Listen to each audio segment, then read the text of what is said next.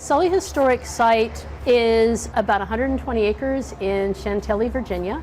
And the buildings that you see around you, some of these are historic buildings that were built in the 1790s.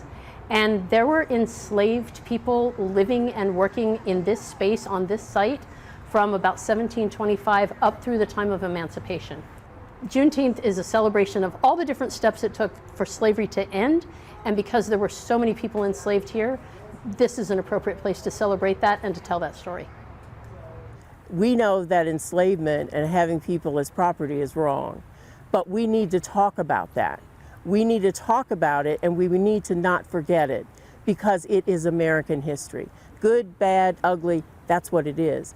But we also have to talk about the joys of Juneteenth and how the enslaved community came together and celebrated their freedom, and that's what we're doing here today, so it's not forgotten. We've got people here who talk about different important places in Fairfax County where people formed churches, people started businesses, they made schools, they planted farms. People started building the best lives they could. And we want to acknowledge that and acknowledge what an important part of Fairfax County history that process was.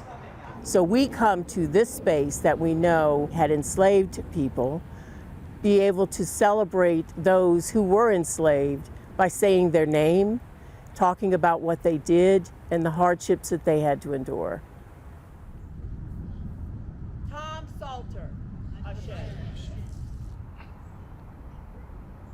Isaac, Ashe. Marjorie, Ashe. You'll see people walking around today, they've got these little paper fans, and there are birds painted on the front of them. But the whole point of this bird is that it's both facing forward but looking backwards. And the idea is you have to know where you've been and what's been happening in the past so that you have a really good idea of where you're going in the future.